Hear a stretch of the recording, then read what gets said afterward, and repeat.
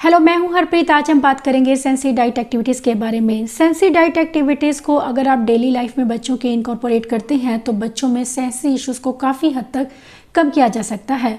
जिन बच्चों को sensory processing disorders होते हैं, ज़रूरी नहीं है उन्हें ऑटिज़म हो, लेकिन जिन बच्चों को ऑटिज़म होता है उनमें 90% तक चांसेस होते हैं कि बच्चों को सेंसरी प्रोसेसिंग डिसऑर्डर्स होते हैं।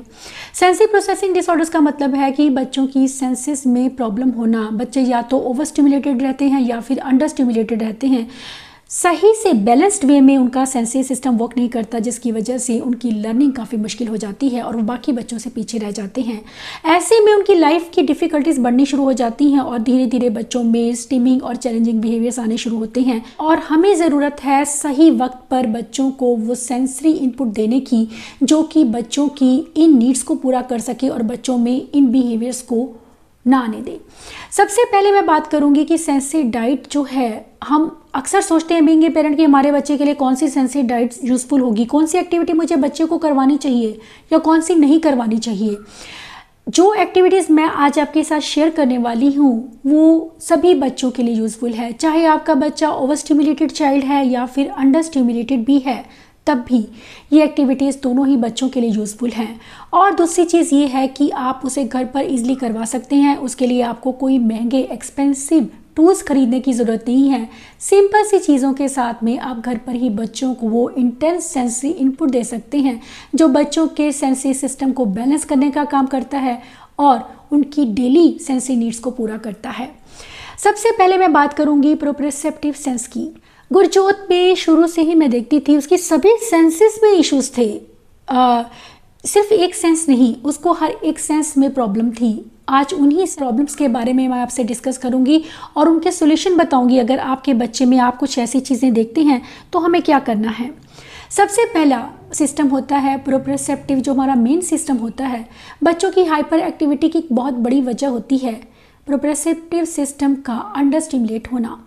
तो अगर आपका बच्चा चीज़ों से टकराता है या फिर चीज़ों या कपड़ों को मुंह में लेकर चबाता है या नॉन एडिबल चीज़ों को भी मुंह में ले लेता है या फिर लगातार बिना सोचे समझे दौड़ता रहता है, बच्चों में प्रोप्रियोसेप्टिव सेंस की जो प्रॉब्लम है, इम्बैलेंस है, उसको इंडिकेट करती है।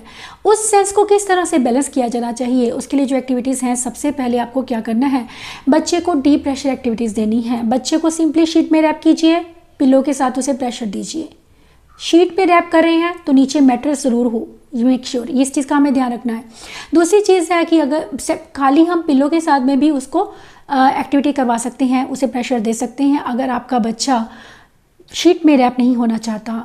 इसके साथ ही गुरजोत को इश्यूज थे, टेक्टाइल डिफेंसिव था, इस वजह से वो शीट में रैप होना पसंद नहीं करता था। तो मैं उसे सिंपली लिटाकर मैट्रेस के ऊपर उसके ऊपर बॉल के साथ में उसको प्रेशर देती थी, बॉल को उसकी पूरी बॉडी पर रोल करती थी और उसे प्रेशर देती थी। बहुत ही यूज़फुल है जिन बच्चों को हाइपर एक्टिविटी के इश्यूज़ होते हैं या हाइपर एक्टिविटी के इश्यूज़ नहीं भी हैं, तब भी बच्चों को ये शांत करती हैं। जिन बच्चों को इनसिक्योरिटी, ग्रेविटेशनल इनसिक्योरिटी के इश्यूज़ होते हैं, उनके लिए भी एक्टिविटीज़ बहुत बेनिफिशियल हैं। अब जो दूसरी चीज़ होती है कि हम बच्चों को च्यू ट्यूब दे सकते हैं। च्यू ट्यूब से बच्चों का ओरल सिस्टम स्टिमुलेट होता है। ओरल हमारी सेंस प्रोप्रियोसेप्टिव के साथ में जुड़ी होती है, कनेक्टेड होती है। इसीलिए ओरल च्यू ट्यूब हमें किस तरह से देनी है कि हमें 10 to 15 सेकेंड एक जा पर और 10 to 15 सेकेंड दूसरी जा पर रखना है और उसे कुछ देर के लिए प्रेस करके रखना है बच्चे को टीथ के अंदर। इससे भी बच्चों को काफ़ी इंटेंस स्टिमुलेशन मिलता है जो बच्चों को शांत करता है। योगा बच्चों के लिए बहुत बेनिफिशियल है। योगा थेरेपी मैंने आपके साथ शेयर की है कि बच्चों को, बिगनर्स को किस तरह से हमें स्टार्ट करवाना है और कौन कौन से पोजेज हैं जो हम बच्चों को करवा सकते हैं ऑटिज़म में। ये सब चीज़ें मेरे यूट्यूब चैनल में शेयर की हुई हैं, आप उन्हें देख सकते हैं। अब जो नेक्स्ट चीज़ है कि बच्चों को स्ट्रेस बॉल दे सकते हैं। स्ट्रेस बॉल से बच्चों को प्रोप्रियोसेप्टिव इनपुट मिलता है और इसके साथ ही बच्चों के जो फाइन मोटर डिफ़िकल्टीज जिन बच्चों को होती है, लो मसल की प्रॉब्लम होती है, लो मसल टोन की, वो भी बच्चों का काफ़ी इंप्रूव होता है। गुरजोत को मैं स्ट्रेस बॉल देने का मेरा एक रीज़न था कि उसमें एग्रेशन बहुत ज़्यादा था, इमोशन को रेगुलेट करने में इससे काफ़ी हेल्प मिलती है। और दूसरी चीज़ थी कि उसको हैंड फ्लैपिंग के इश्यूज़ बहुत ज़्यादा थे, तो उससे उसकी हैंड फ्लैपिंग काफ़ी कम हुई जब वो उसको स्ट्रेस बॉल को यूज़ करता था। बहुत ही बेनिफिशियल है। इसके साथ ही आप बच्चों को यहाँ अगर हैंड फ्लैपिंग के इश्यूज़ हैं, स्पेशली आपके बच्चे को अगर नहीं भी है, हाइपर है, सिंपली अग्रेसिव है, तो सिंपली इन फिंगर टिप्स को आप इस तरह से प्रेस कीजिए, 1 2 3 4 5 1 2 3 4 5 इस तरह से करना है हमने सारी फिंगर्स को, और टोज को भी करेंगे अगर आपका बच्चा कंफर्टेबल है। दूसरी एक्सरसाइज है कि आपको हाथ पकड़ना है, उसके हाथ को इस तरह से पकड़ के स्क्वीज करना है, ऐसे इस तरह से। इससे भी बच्चे काफ़ी रिलैक्स होते हैं।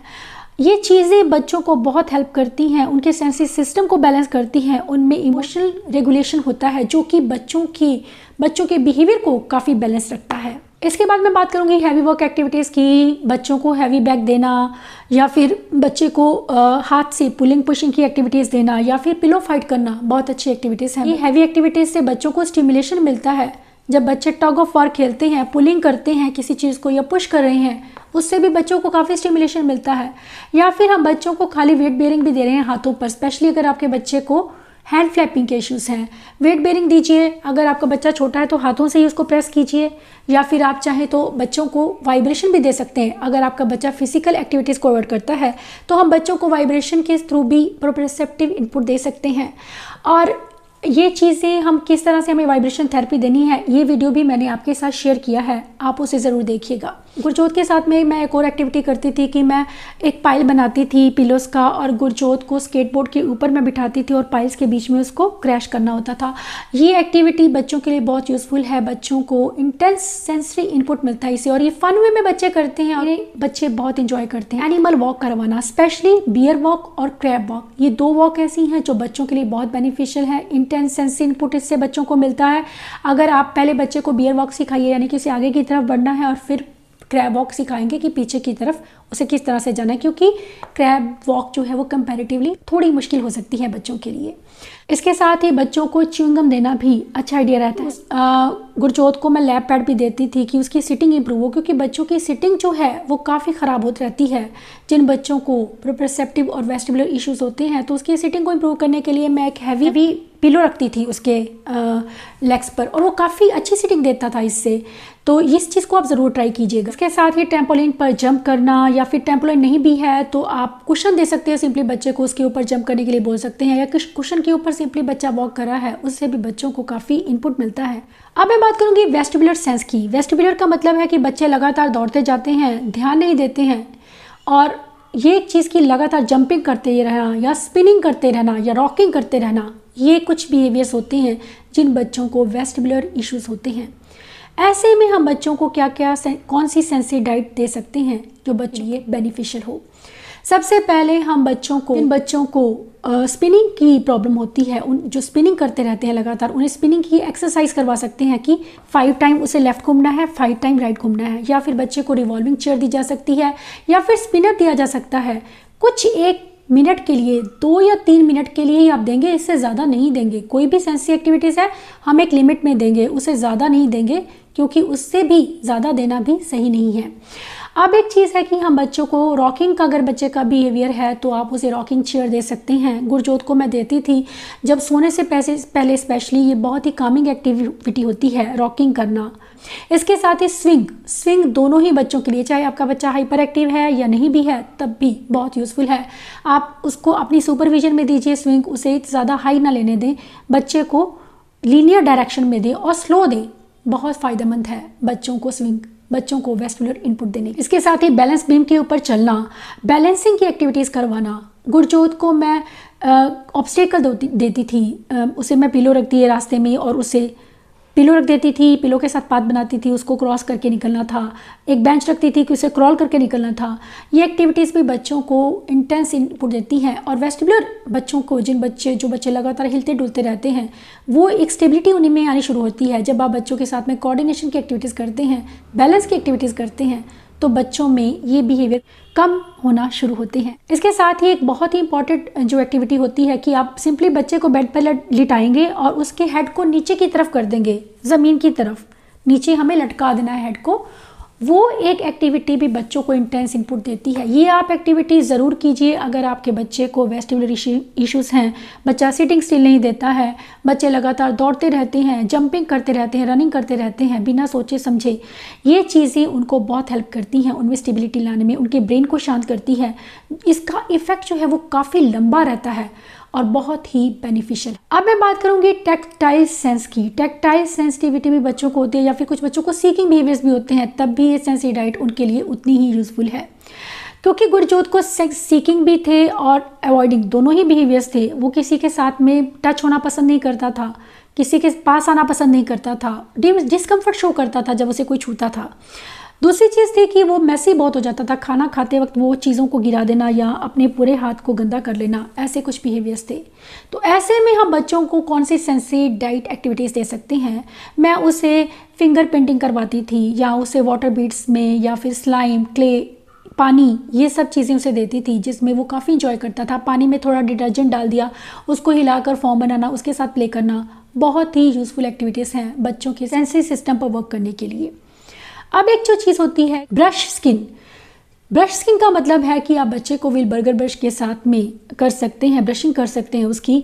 ब्रशिंग से भी, जब ये टेक्निक भी मैंने आपके साथ शेयर की है यूट्यूब पर, आपको उसका लिंक मिल जाएगा, आप उसे देखिए कि किस तरह से हमें व्हील बर्गर ब्रश को घर पे यूज़ करना है और बच्चों के साथ कीजिए। टेक्टाइल डिफेंसिवनेस जिन बच्चों को होती है, जिन बच्चों को नेल कटिंग को लेकर इशूज़ हैं, हेयर नहीं कॉम्ब करना चाहते हैं, टूथ ब्रशिंग में उन्हें प्रॉब्लम है, भी बच्चों की सेंसिटिविटी को काफ़ी कम करता है। अब मैं बात करूंगी कि गुरजोत को टो वॉकिंग के इश्यूज बहुत ज़्यादा थे, तो मैं उसे सिंपली ग्रास पर चलवाती थी। उसके साथ ही मैं उसके लिए एक टेक्टाइल पाथ बनाती थी, अलग अलग डिफरेंट टेक्सचर की मैट्स को इकट्ठा करना, उसे एक लंबा पाथ बनाना, कम से कम 10 मैट्स में लेती थी और उसके ऊपर से चलाती थी, जिससे उसकी सेंसिटिविटी काफ़ी कम होनी शुरू होगी। क्योंकि वो नंगे पाँव घूमता था या फिर पूरा पैर ज़मीन पर नहीं रखता था, टिप टॉस पर चलता था। तो ये एक चीज़ की हील उसने नीचे लगाना शुरू किया।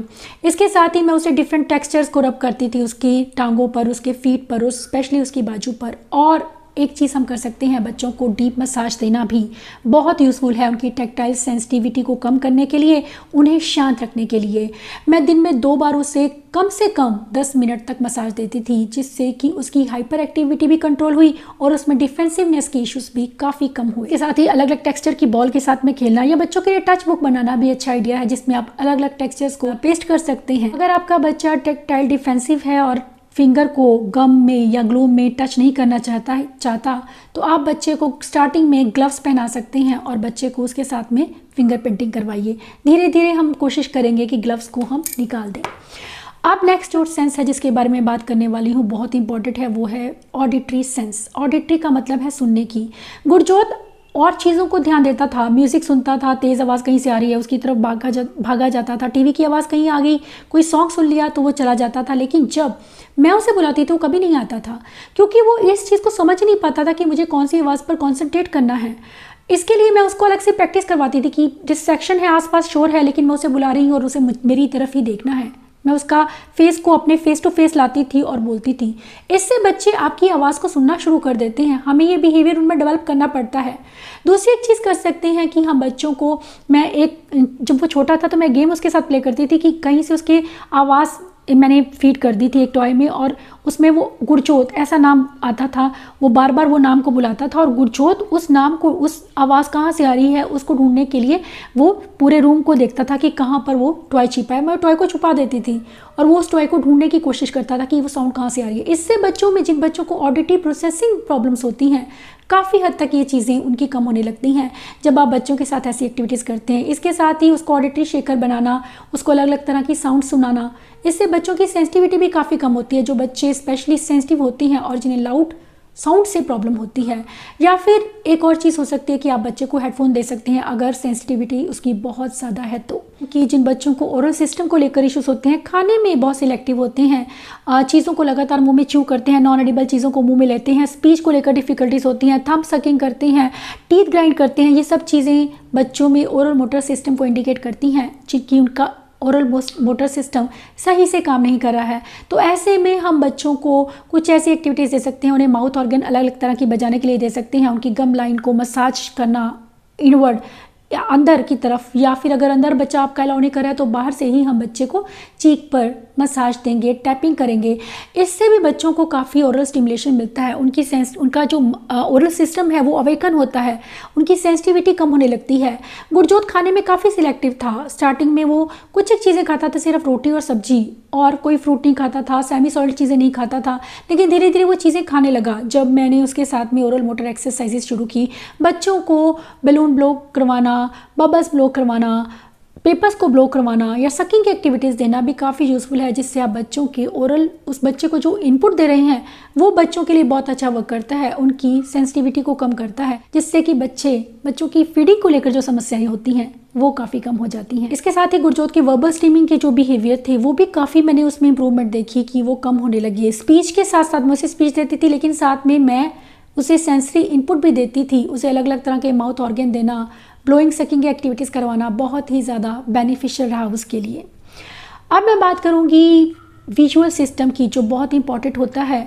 गुरजोत को विजुअल प्रोसेसिंग को लेकर भी काफ़ी मुश्किल थी। जो बच्चे आई कांटेक्ट नहीं देते हैं उन्हें विजुअल को लेकर डिफ़िकल्टीज होती हैं। रीडिंग राइटिंग के काम उनके लिए मुश्किल हो सकते हैं, कॉपी करना बोर्ड से मुश्किल हो सकता है, या फिर बच्चे चीज़ों को स्किप कर जाते हैं। बच्चे चीज़ों में लॉस्ट होकर कोने में देखना, छत पर देखना या फिर कोनों को स्टेयर करना, ये चीज़ें भी बच्चे अक्सर करते हैं जिन बच्चों को विजुअल प्रोसेसिंग डिसऑर्डर्स होते हैं।